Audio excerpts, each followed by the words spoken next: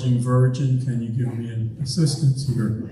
But everyone was very nice. Now I've got it figured out and I have to charge it home. Let's see, what else? Nothing much else. In honor of Fred, who's going to be talking, isn't used to dealing with a bunch of landlubbers like us. Maybe recall several years ago, I read a really good book I recommend. It's called The Matthews Men, Seven Brothers and the War Against Hitler's U-Boats. It was about this family of like 7 boys, or I don't know how many. They all joined, in Virginia, they all joined the Coast Guard. It's fascinating, absolutely. But I remember one line from it, and it went, I believe, like this, that the difference between a fairy tale and a sea story is that a fairy tale begins once upon a time, and a sea story begins, this ain't no bullshit. So I'm looking forward to Fred's non-fairy tale. Pat? Thank you. Thank you. I will start the fine basket. Thanks, Steve. Appreciate it. Hello, everyone. Happy Friday. Welcome to Sunday. I'm here for a couple of announcements in replace of Mike. And that's the first announcement. If you've seen Mike, our president, just let me know. We need to know where to find him. We think he's in Omaha, but he really could be anywhere. Some quick announcements. So happy to see Earl Chesson here today. Earl!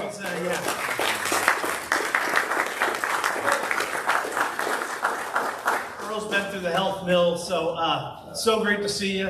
I'm glad everything is looking well, and I know you have some challenges ahead of you, but it sounds like you're on that as well. So great to see you here, Earl. Thank you. You're here. Yep.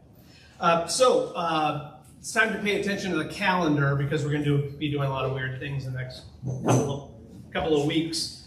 We are not meeting here next week.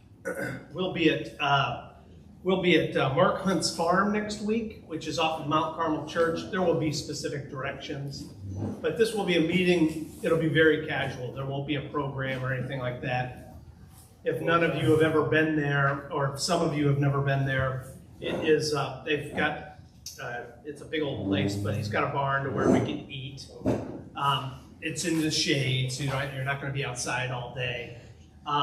One thing I've been asked to announce is that they could use, we're going to be having hamburgers and hot dogs on the grill, and we could use some chefs, some people to help out with the cooking. If you want to do that, Bob, should we just have them email Mike? Yeah. Email Mike. Yeah. Apparently he's getting emails. We don't know where he is. Hopefully he's someplace where he's getting emails. But if you would like to help out in next week's meeting, notably just helping out with the food, please let Mike know. But we are not here next week. So, and then you'll get another email regarding the directions to Mount Carmel Church Road. And I think if you have never been there before, you'll be impressed with the setting. It really is. Will still be a lunchtime gathering. It's still everyth's the same. Timing's the same. Lunch will be there. We just won't have a program. A couple of other announcements. The Rotary Club of Durham has an ongoing project. It started on Memorial Day. They put out flags. It's called Flags for Heroes. They put out flags at a cemetery in Durham. And so they've done a couple of meetings out there. Father's Day, they're going to pick up all those flags. If you would like to do that, participate in that, they're doing it this Sunday, Father's Day, at 8:30 in the morning. You can let Tim Smith, email Tim Smith if you want to participate in that. Myself and my grandkids will be out there picking up flags. Hopefully it's a beautiful morning. So. A service project that we're getting together with the Rotary Club of Durham. So, Tim Smith, if you want to participate in that. Joe Jenkins, is Joe Jenkins in the house? CQ. He sent out an email about SECU House, kind kind of forgetting what he said in there, but I'm sure he could use volunteers. Contact Joe Jenkins if you want to participate in that. And does anybody else have any other announcements? Nope. If in lieu of anything else, I'll bring up Jeff Harrison to introduce our speaker.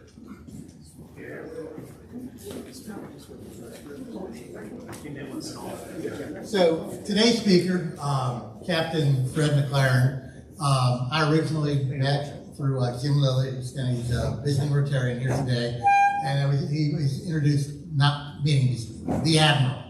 You got to meet the Admiral. And so I met him and brought him in. Very, very fascinating man. And I'll tell you a little about him here, his naval career before he speaks. So Captain Alfred Scott McLaren, U.S. Navy captain retired, career nuclear attack submarine officer. He graduated from the U.S. Naval Academy with a BS in engineering.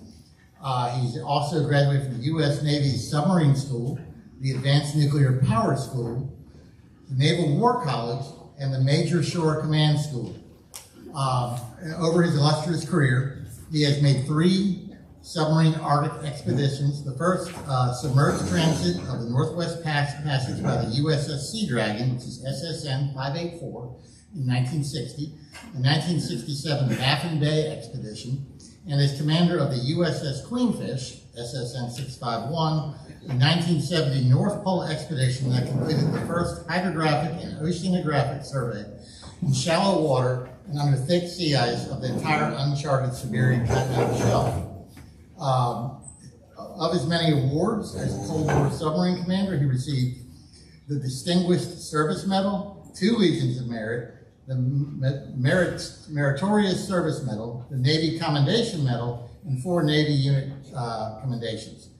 Prior to retiring from the U.S. Navy in 1981, he was commanding officer of the U.S. Navy Underwater Systems Center, headquarters in Newport, Rhode Island, which was a major Department of Defense scientific laboratory complex of 6 laboratories, 3,200 scientists and engineers with $1 billion budget. Fred has also written 3 books, Unknown Waters, a first-hand account of the historic under-ice survey of the Siberian continental shelf by the USS Queenfish, Silent and Unseen, On Patrol, and 3 Cold War attack submarines, and the third one, and Emergency Deep, Cold War missions of the submarine commander. So let's welcome Captain Fred McLaren.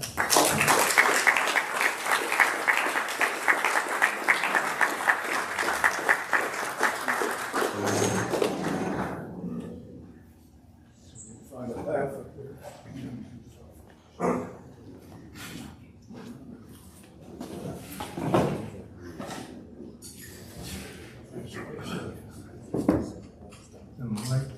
Oh, good. Okay, now what you should have gotten from that introduction is that I can't hold a job down anywhere. And the other thing is I'll do anything to avoid yard work. And finally, these days I can safely say I've had all the male bonding I need for 100,000 years. Before I get going, let me introduce my better half. Avery, if you could stand up. My wife, Avery Battle Russell. Avery was formerly senior executive at Carnegie Corporation of New York, involved in starting Sesame Street. She started Africa's first scientific journal. She was a program officer, principal writer, editor of the Carnegie Quarterly. And we've been married close to 36 years. And a woman after my own heart. She's been with me 3 times to the North Pole. And in 1999, 2003, she swam in just a bikini in that 29-degree water at the North Pole. In 2003, she outswam all the Russians. So, and her family has been in North Carolina since 1700, Scots coming into Cape Fear. And here in she was born in Chapel Hill, a graduate of the university, and her family has been in Chapel Hill since the 1830s, all connected with the university. And so Avery's kept me off my duff continually.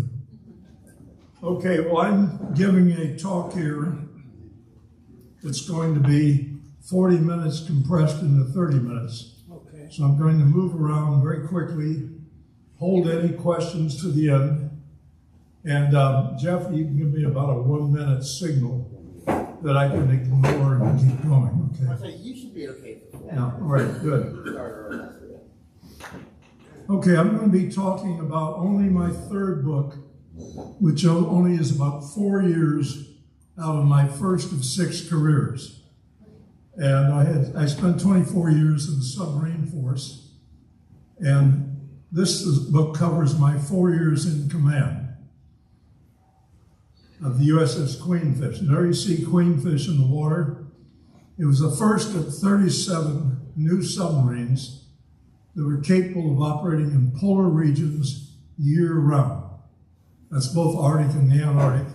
And it turned out to be our best Cold War intelligence collecting boats against Soviet submarines of particular interest. And the thing I'm going to focus on today will be the 6 operations, 5 Cold War collecting operations during my command and off these areas. Now, look to your right side and you see Petropavlovsk. That's a major Soviet Far East submarine base. Did a few missions there, and then a more dangerous area is down here to the left, Vladivostok. I did several missions there, and I'll be getting into that very quickly. And it was an interesting time back in those days, in that the rules of engagement were very, very simple.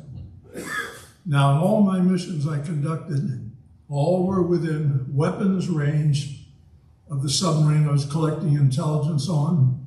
They never knew I was there. We were never, ever detected. And yet, the areas we were operating in, if they did detect us, they would certainly attack. So my rules of engagement were the following. If I heard an outer door open on the submarine I was collecting intelligence on, I shot him first. If I heard him flood his tube, I shot him first. So that meant the whole time I made these missions as a commanding officer. And in my 4 years in command, we were continually at sea doing these kind of missions. I always carried 1 or 2 torpedoes ready to launch what we call a snapshot, where I could get it off against a potential adversary in about 20 to 30 seconds max, and then ready to follow up with another one. So that was the responsibility I had, not to mention a $1 billion submarine, a nuclear reactor, and always a crew that averaged about 115 people. Now, I was lucky enough in that I also took part in the building of the submarine.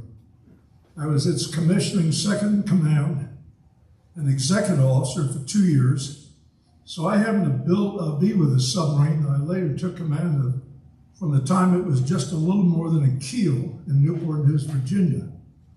And of course, there you see what we call the cog in the upper left-hand corner, the kindly old gentleman, Admiral Rickover, and then a lesser-known man, Dr. Waldo Lyon, who was responsible for the special sonar equipment we used for operating under ice. Now, you hear a lot of stories about Admiral Rickover. I never had any trouble with him. He always made abundantly good sense to me. I happened to be one of the first officers that he personally picked for nuclear submarines. He wanted you to learn your job, do it, and then where we got in trouble with him was to keep your mouth shut. Well, the younger you were, the harder you had, the more trouble you had keeping your mouth shut. There you see us just at launch at Newport News. And just quickly, submarine's about 292 feet long, a beam of 31 feet, submerged about the tonnage of a light cruiser in World War II. one reactor, one shaft, 15,000 horsepower.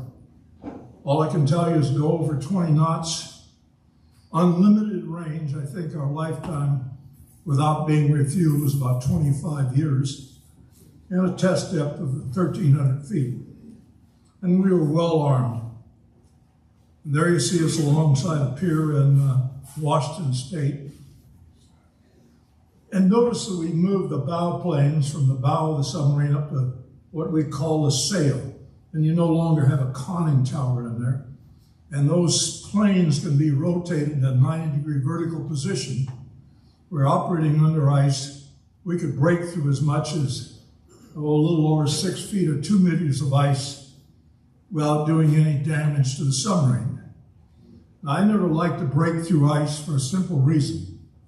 If you hate the sound of chalk on a blackboard, ice going down the side of steel sail and hull is about 1,000 times that.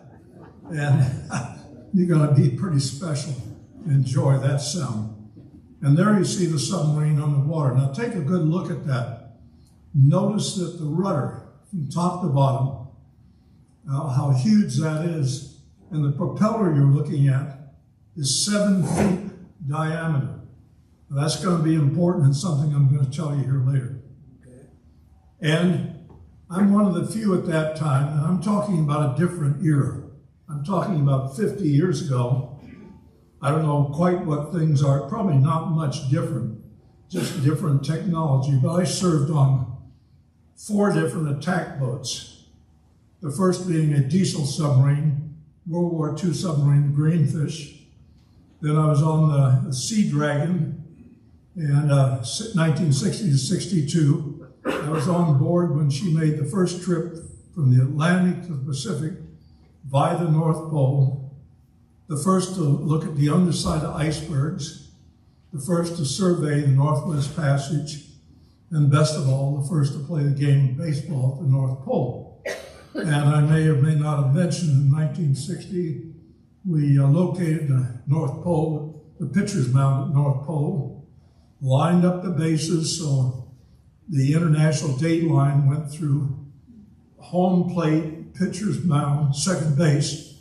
So if you hit a home run, you circumnavigated the globe. If you hit the ball into right field, you hit it into tomorrow. Right fielder would catch it, he could throw it back into yesterday.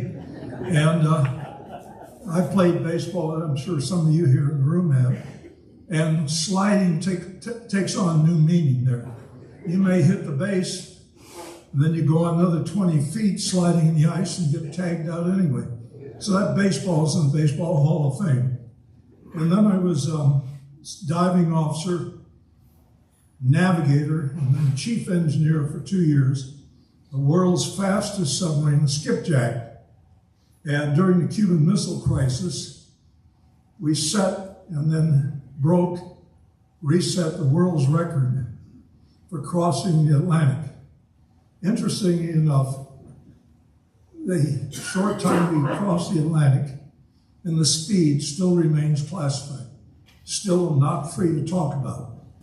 But that was that submarine was a flying airplane. You could literally turn within your own ship length, and you made a turn, you would bank close to 50 degrees.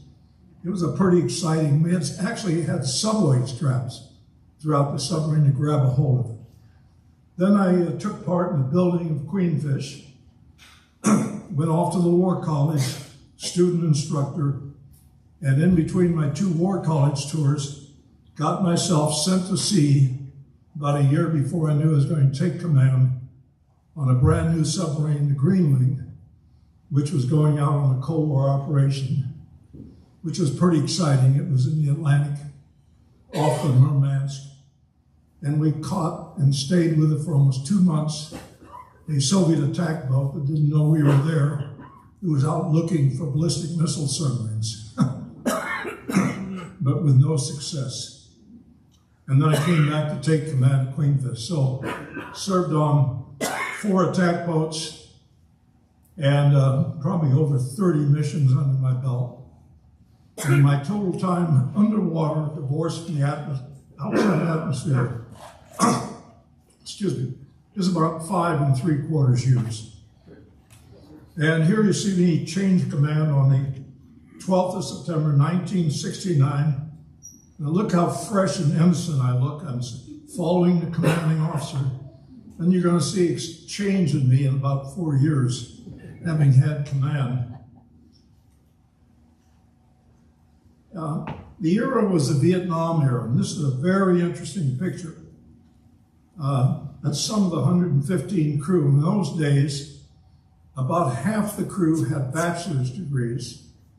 All the officers on board had masters in mathematics, science, or engineering. And you always had 5 or 6 of the enlisted men also having master's degrees. So the man on the right there, Petty Officer Parent, was my number 2 sonarman, graduate of the Juilliard School of Music. Whenever we were in Honolulu, he and his wife played with the Honolulu Symphony.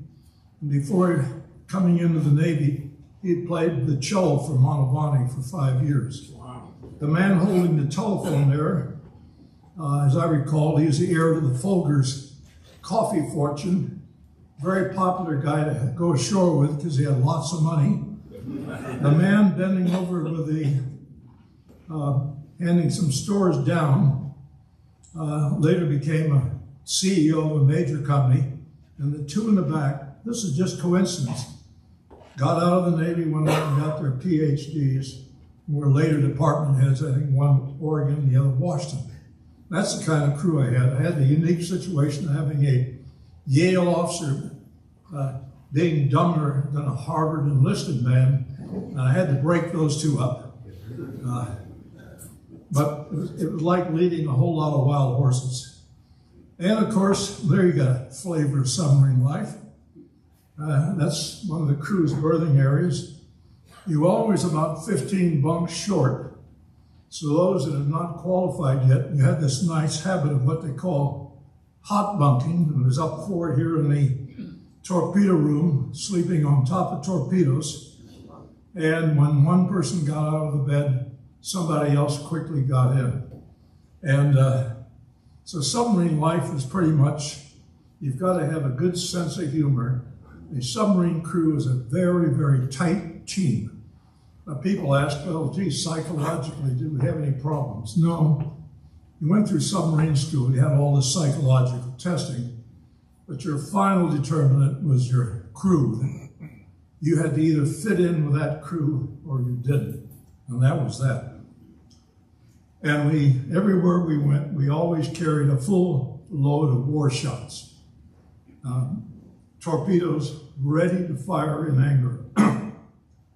And I no sooner took command than the following February off for the first mission that I did as commanding officer. Now this was a pretty important mission. I was going to be going up to the Petrel, have lost area, and it was covered up nice pretty much. And there you see the control room, pretty complex in the submarine. Everybody on board has to qualify within a year or so of handling any position in the submarine in an emergency. And if they can't do it, then they're off the submarine. So that means if anything comes up, you happen to be stuck there, and you're the only one available to do the job, you're able to do it. So here in this mission, we're heading it up, you see on the right, Petropavlovsk off Kamchatka. Well, we started right off, and there you see us. That periscope, of course, is much, much too high. You generally ran around with your closer in the shore, that periscope just barely above the water, because you're really not so much looking as listening. Acoustically, that became your super sensor. Somebody was asking me earlier, well, could you really see in the water? No, but most of us developed the capability of visualizing right away in our head what we were looking, what was out there based on the sound you heard. And of course, in all these areas, you're particularly worried about destroyers and any surface ship that can drop depth charges on you, and I'll be telling you a story about that in a minute. And worried about very quiet diesel submarines like this Foxtrot. They used 6 of these, in the Cuban Missile Crisis, each one carrying a nuclear torpedo, and they're almost impossible to hear when they're underwater on their battery. So we gained as much information as you could on them when they were on the surface, because you're trying to collect all the time. I'd sneak in on all these, totally undetected, generally from astern. You'd collect their broadband noise, just the general noise they're making, and then the individual frequencies, rotating machinery, and then finally, and no submarine can get away from, when you change depth, the pops and cracks you make, they over-control the rudder of the planes. There's what we would call them acoustic transients. And each submarine you encounter, you record all this as perfectly as you can, but it's a unique signature. It's distinctive from submarine to submarine to submarine. It's like a fingerprint. And on this first mission, I was told to do the best we can.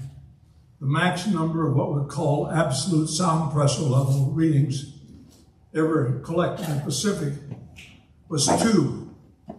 We came back from this particular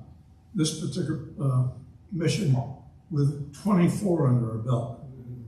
And then we looked for Soviet attack boat, the November class, never encountered a single one. Now this is the first one they built, and following Nautilus going to the North Pole, the 2 November classes went up, 1960 and 62. Well, years later, when I was president of the Explorers Club, I honored the first 4 U.S. skippers to go to the North Pole, and I tried to track down the first 2 Soviet skippers.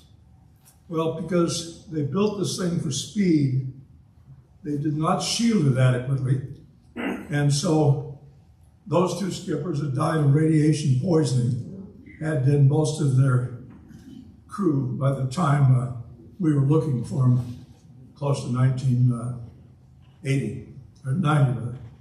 Then here's a Soviet Echo-class nuclear submarine firing cruise missiles, can carry 8 of them in the stern.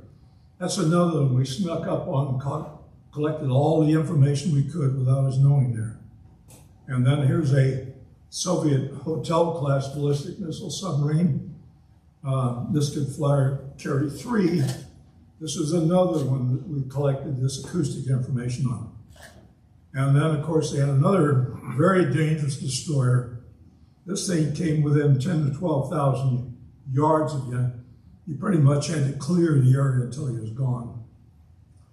And then, probably the most important thing we did in that mission, this is a diesel Gulf-class ballistic missile submarine. It carries 3 ballistic missiles in the sail there.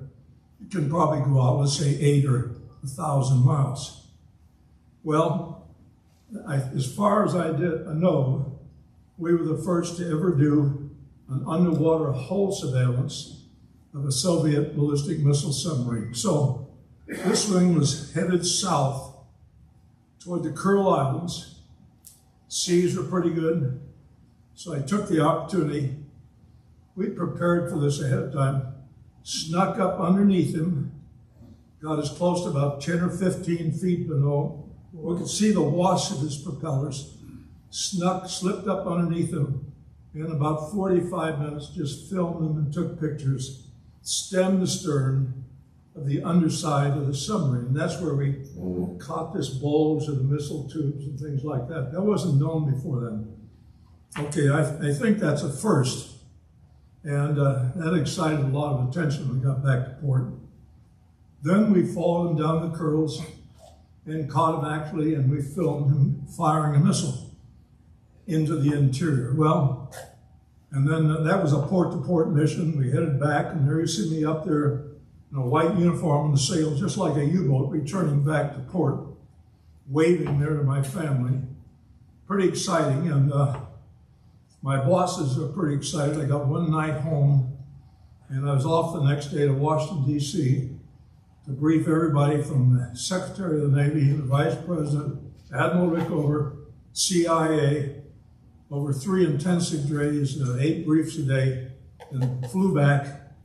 And on that one, at least we got some rest. But the thing we were gearing up for was subject of my second book, the survey of the first book, rather, the survey of the Siberian Shelf. And this was going to be in the summer. It was the last, it was a big one, biggie up in the Arctic. The last one with extensive exploration. And here you see, when this book came out, Bill Broad of the New York Times devoted a full page of review of it in the science section of the New York Times. There you see in the lower left-hand corner, we're coming through the Bering Strait in 1970, and we head across the Arctic. And one of the things I proposed when I was at the War College was to retrace Nautilus's route exactly back in 1958. We're doing this in 1970, collect the ice thickness data overhead at the same time of day, same position, 12 years later for global warming purposes. Well, unfortunately, we got back with all this data. Modern digital computer hadn't been invented yet. So I did that between 1983 and 86 for my PhD at the University of Colorado Boulder. Then the next thing we did, we went to the North Pole, as you'll see. Then we did a survey of the extension of the Mid-Atlantic Ridge across the Arctic Basin, called the Gapel Ridge. It's the slowest seafloor spreading area in the world, to see if it was tectonically active. And I have many more other talks to give you, whether it's diving on Titanic, Bismarck, other things, I'll get into that. Then we go down to survey the entire Siberian continental shelf for the first time in history. About 3,500 nautical miles, totally uncharted waters. And you see that loop there. We have no idea what we're going to encounter. We're loaded out for almost 180 days. And it's supposed to take as long as necessary to complete the mission. And I'll be getting into that now a little more. So once we got in there and surveyed, you're looking at a 292-foot submarine getting down as close as 20 feet from the bottom and clearing the ice 30 feet overhead of you. And sometimes, as you'll see later, you're in waters where the ice is actually all the way down the bottom. And so you're threading your way through that. Now, I'm also an instrument-rated pilot, and I would call it akin to flying in the upper part of a subterranean cavern on instruments. I would never want to do a trip like this ever again. And of course, on the way to the North Pole, if there's one thing you can count on from getting from upper authorities, is bad dope. I was told, don't worry about encountering any huge icebergs en route to the North Pole. Nobody's ever seen one. Well, my second in command, who never again stood a watch, was on watch when we almost ran into one that reached probably something below 800 feet beneath the surface.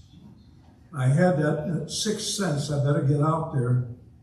Asked him what was going on. It resembled a situation I'd been on in an early Arctic trip, so I immediately ordered Emergency Deep, hence the name of the book. And steeply going under, when I looked again at the data on doing my PhD, we had cleared the underside of that iceberg by about 17 feet. If we'd hit it, we'd gone into a million pieces. So anyway, don't believe everything you're told. At the North Pole, and there you see us probably within 500 yards of the North Pole. And we took all 50 state flags at the North Pole, which later were given to the state governors on behalf of the U.S. Navy. There I'm holding the Hawaiian state flag at the North Pole. Now, why the British flag? Well, don't forget the Hawaiian Islands were once called the Sandwich Islands before they became part of the U.S. And yes, there is a North Pole. I don't think I have a picture here, but if you look at my book, you'll see that there is, in fact, a Santa Claus. Okay, now look at this chart here. And again, I apologize for not having any. What we're doing here is we're coming down the Severnera Zemla Island group. That's the last major landmass discovered on Earth, 1913. And it come down as deep into the Lactive Sea as we could, as deep as we could. And we hope to be able to go beneath the New Siberian Islands. It was just too shallow, the ice too thick, so we had to eventually go around and then go across this vast, god-awful East Siberian Sea, around Wrangel Island, and do the last surveying of the Chukchi Sea. That was our mission, and basically not to come back until it was accomplished. Here's what it actually looks like in satellite. So you see a little water close to the landmass. You're operating under thick ice all the time. Now, I've noticed if any of you go to sleep, I have a nasty habit of walking over with my mic, and everybody will be able to hear you snore on the mic. So be alert. If you feel a presence near you, I've got you, okay? Okay, you see the Lactive Sea now. We were able to go quite a ways down in the Lactive Sea, which really surprised us. We got way down into here. Then we thought, well, gee, we'd be able to go beneath those New Siberian Islands. Well, just couldn't do it. And then we went into the god-awful East Siberian Sea. I still have nightmares about that. Very malevolent, very shallow. The bottom was irregular, which made things difficult. Then you have ice actually going down and touching the bottom. And the average depth of that vast sea is about 190 feet. Okay, that may seem a lot, but you saw the picture of queenfish on the water, 55 feet from the bottom of this keel to the top of the sail. So that doesn't leave you a lot of spare room either beneath you or above you when you're navigating in ice. And then about the time we got confident, comfortable, we just about finished the East Siberian Sea, we wandered into what was termed an ice cave or an ice garage. All of a sudden, you know, these things always occur at night, weekends.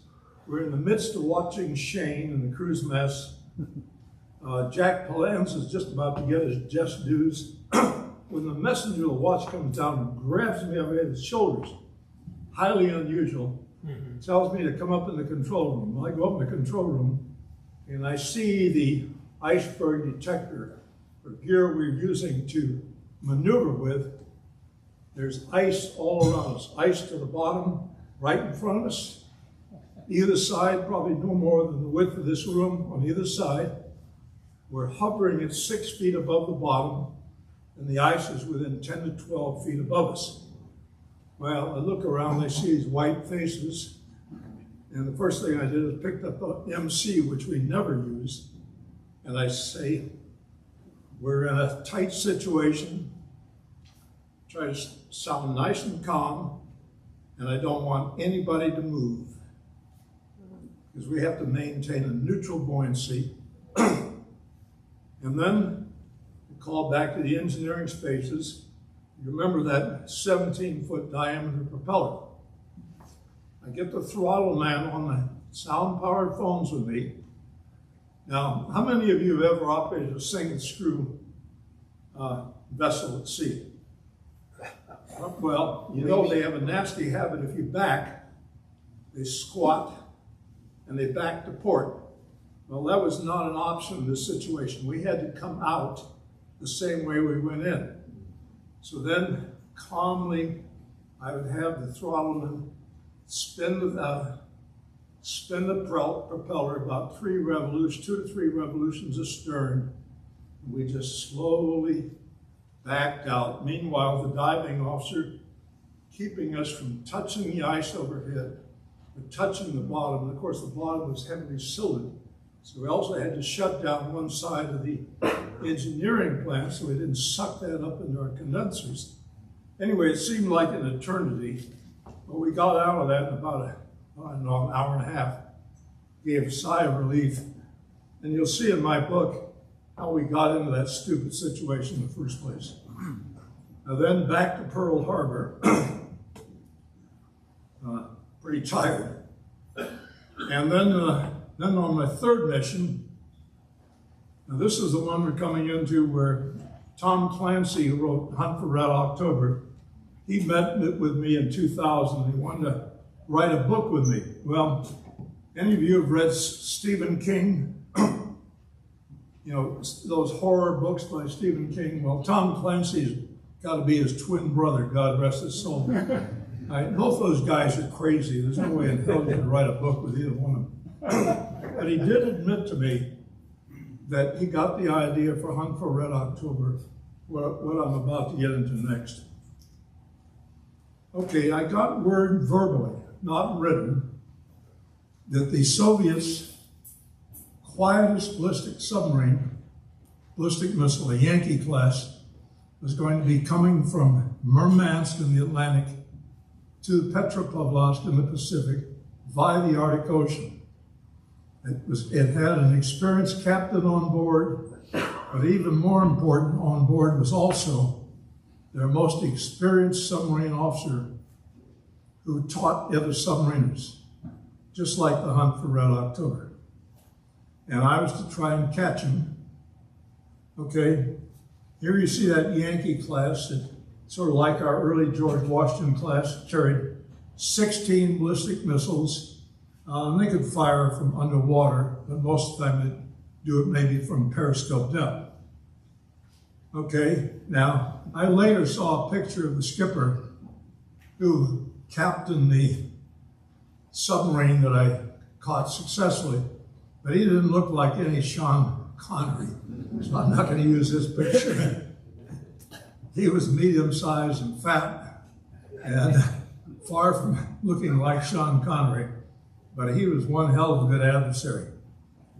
And so he takes it into port in Petropavlovsk, and somehow he got the word that he would then be taking it on patrol.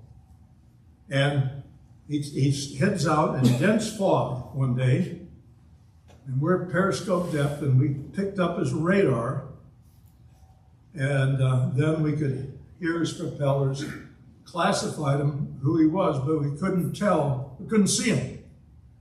And looking and looking, there you see me on the periscope. And so about the time I decide his radar is getting too strong, he's too close, I get down quickly, and he literally dives on top of us. There's no collision because I went down about 500 feet. He levels off, and then he takes off for what seems to be the Arctic. And all of a sudden, he's going from here all the way up to here, almost to the entrance to Bering Strait. And I'm thinking, oh my God, we were just there a year ago. I don't want to go with you. And then all of a sudden, he just abruptly turns and he heads straight down. What was he doing? Well, he was defeating our underwater acoustic systems. They didn't have a clue he was there, and they were just picking up a wisp of me from time to time, and they thought I was pulling off to go to Attu in the Aleutians because I had a material problem. Well, I didn't dare tell my powers that be anything, but I was in fact right behind this guy, because you not only have to worry about everybody else that's scanning for radio transmissions, yourself, I mean your allies. I couldn't tell anybody what we were doing until he headed down straight, picked the safest place to go through Aleutians, and just as we're going through the Aleutians, I came up, got the periscope up. We set off a very quick, several second shot to say simply in trail. And this turns out to be something like 9 days we're in trail.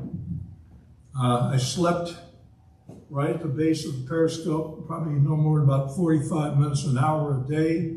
I was absolutely determined I was not going to lose this guy. And here you see the situation.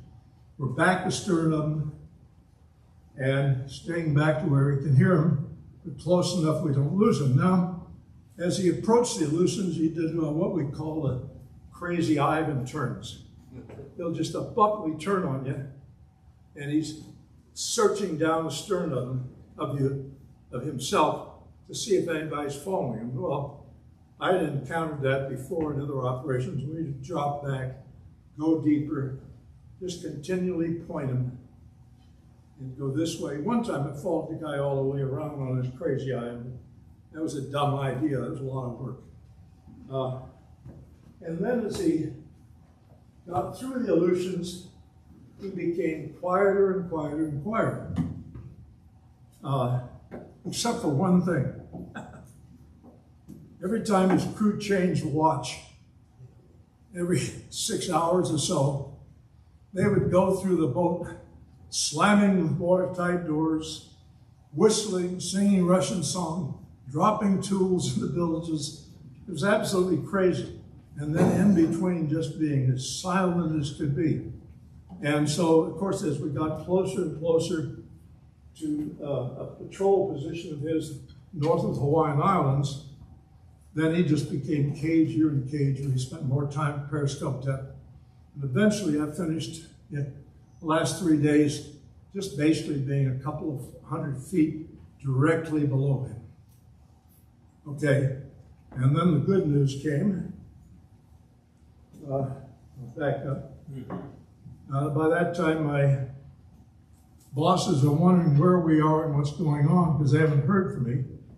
So I get the wonderful news, radioman suddenly comes out when we just take a quick opportunity to fix our position to return home immediately. Well, what we were supposed to do after this mission was then to go on to Yokosuka, Japan in preparation for the next one. But I knew once we were in trail that we had something good, and probably I had this guy that they wanted. So we had to be very careful how we turned off and where this guy would be looking for threats. And returning to Pearl Harbor, we arrived after dark, pulled in, everybody's all excited. We pulled it off, and of course you can imagine the acoustic information, everything on Earth we'd collected on this guy. And then I had one night at home, briefed everybody in the Pacific area, and then they flew me off to Washington, D.C. again to brief Secretary of the Navy, Vice President, Admiral Ricker, probably every admiral. Okay, and what was funny, the one Secretary of the Navy had just married Elizabeth Taylor, her seventh husband. And at the end of my talk with him, he says, you know, I guess you know I married Elizabeth Taylor. Yes. And he said, I'm just wondering, as her seventh husband, what on earth new I can bring to the table? Well, all I can do is smile at that. What do I have now, about 2 minutes? Okay, now I'm going to really have to trim this short. Okay, then quickly, we went back to Petropavlovsk again, caught a dual missile shot, which had never been done. Returned to Japan, and I don't want to quit before this. This was one of the high points in my life. Back in 1958, I was on the diesel submarine Greenfish, where we got caught by a pair of Scoria destroyers, plus a patrol craft, and we were depth charged for 7.5 hours by the Soviets. Now, being depth charged is just like you see in the movies. It's a peak experience in one's life. And we eventually escaped and went through this La Perouse Strait. And I don't want to leave this out. We returned to Vladivostok. That's why I brought this up on this next mission. came up off Vladivostok through this very dense acoustic layer, only to suddenly have 2 torpedoes coming right at us.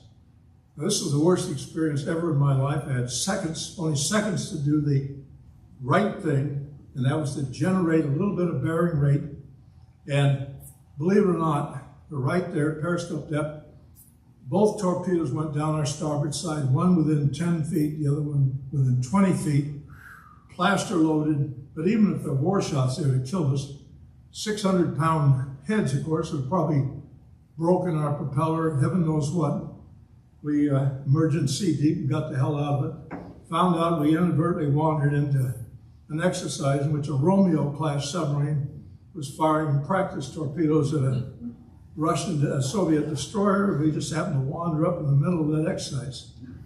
Back to Pearl Harbor, reunited. There's my youngest son, who's now almost 60.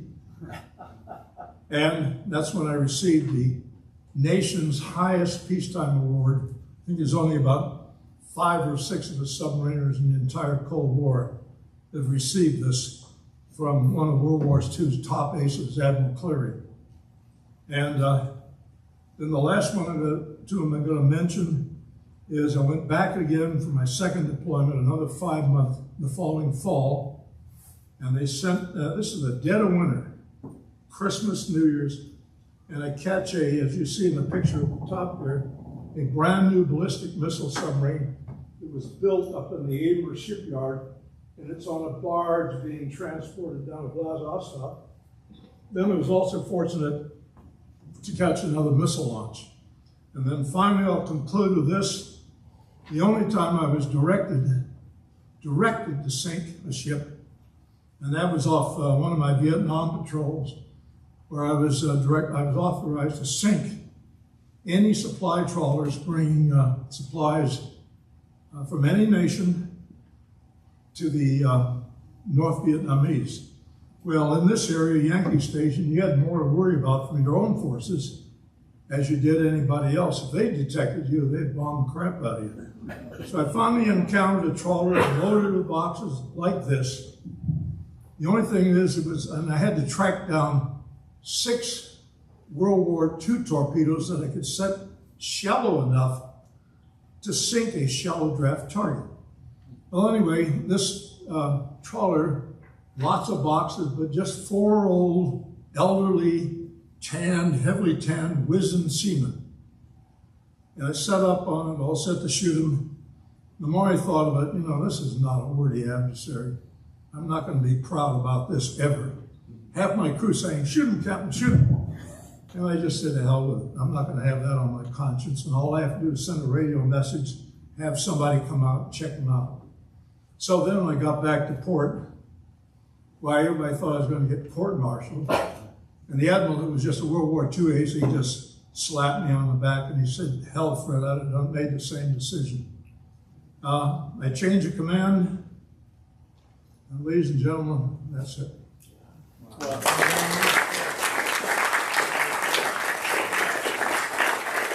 that's what I did on my summer vacation. Yes, sir. What's the strangest sea creature you saw? What's the strangest sea creature? That's a good question. This is one of the talks I want to give. In the deep sea now, I made 2 Titanic dives, then 2 dives down to Bismarck, 3,000 feet deeper. And in the deep sea, it's estimated about 2 million species. At the present time, only about, say, 375,000 have been identified. So I'm with a Russian pilot and the late Mike Degree of BBC, when at 14,000 feet, we suddenly have this barracuda-shaped fish, but he's not 6 or 8 feet long. He's between 27 and 28 feet long, with a huge jaw, upper teeth showing, primitive scales on him, big eye, coming ever so closely by us. And right now there's only 2 of us on Earth that have seen this, but I'll tell you, he was real. So that's the strangest thing I've ever seen. And I have to say, after my first dives down to the deep sea, I told my wife, Avery, forget about my wanting to be buried at sea. What if I'm in the shroud, having seen all those evil things down there like hagfish and black gulpers and rat tails?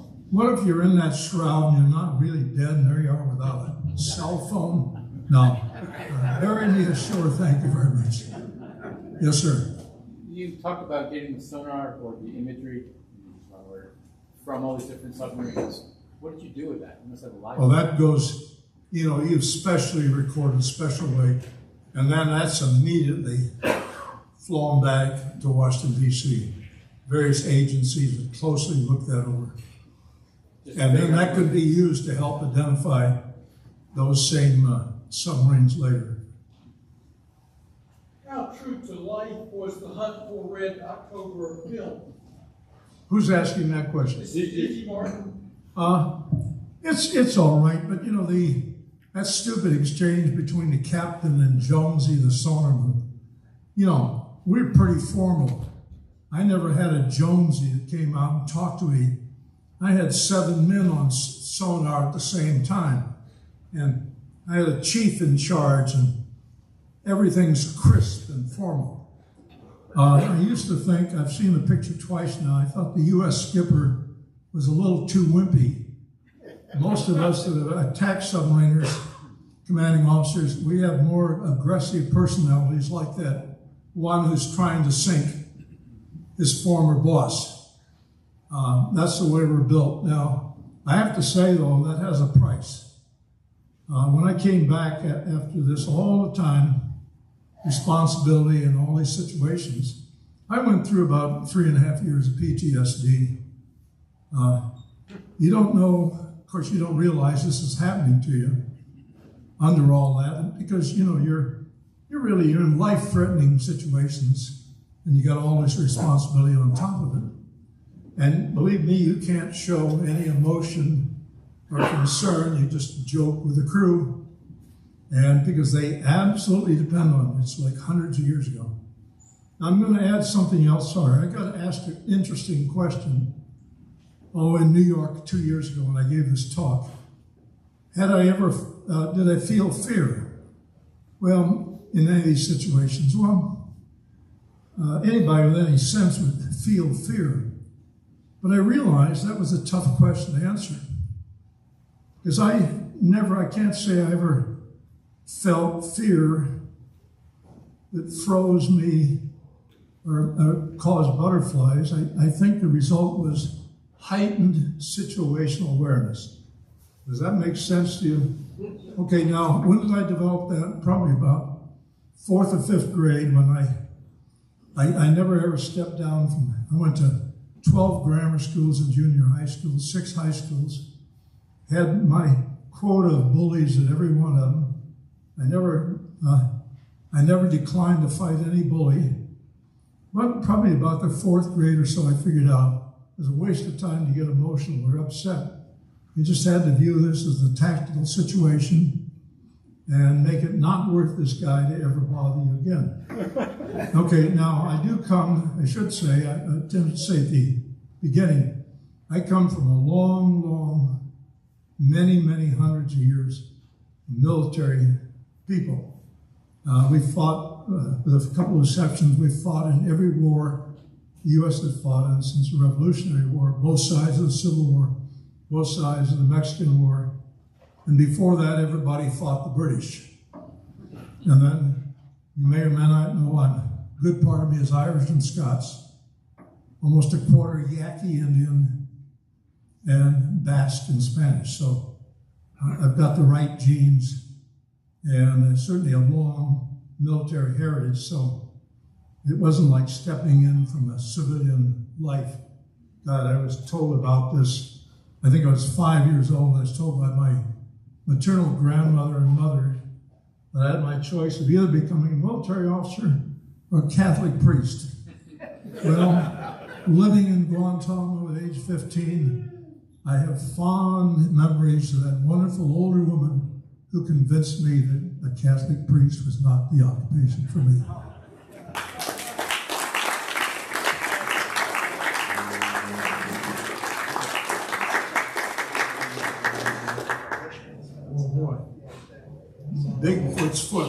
That's right, and it's Carolyn Blue, so. Thank you. Thank you very much. You all have a great weekend. Enjoy yourselves. Go Heels.